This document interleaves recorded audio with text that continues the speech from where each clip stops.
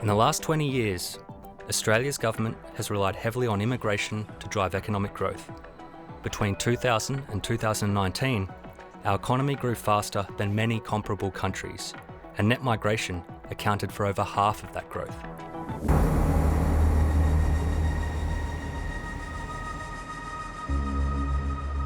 But when we shut our international borders, that major source of growth was turned off.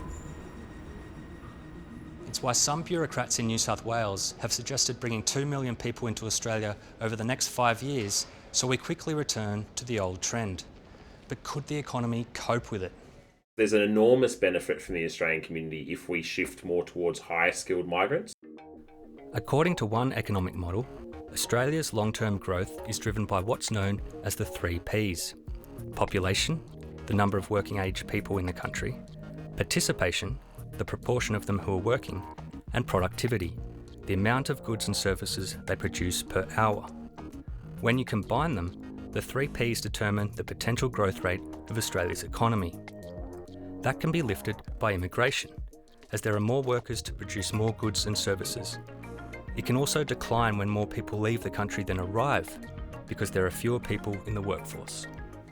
In 1946, Prime Minister Ben Chifley started Australia's modern mass immigration program. For nearly 75 years, we've had more people coming into the country than leaving. But that dynamic reversed in the pandemic. Bringing millions of extra people back to Australia quickly would boost GDP. But what would it do to living standards? Housing, hospitals, roads, and public transport could all get clogged if investment doesn't keep up with population growth. The short answer, if you brought in 2 million extra migrants, is you'd end up with a larger economy, but probably not much of a difference in living standards per person. One way to measure living standards is to look at GDP per capita or GDP per person. That's when the economy's output for a year, its gross domestic product, is divided by the total population.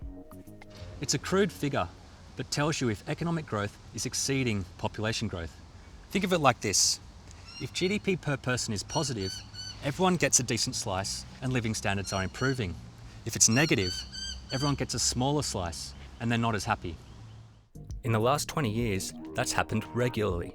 However, GDP per capita can still be misleading because there are lots of things it doesn't capture. It also doesn't account for the way that productive activity can also have its downside. So we might grow and expand and build cities, but we're losing forest at the same time. Some economists say that rather than engineering rapid growth in immigration to boost the economy's potential output, we should focus instead on productivity growth. But whatever the answer, that loss of net overseas migration will have real impacts on Australia's economy.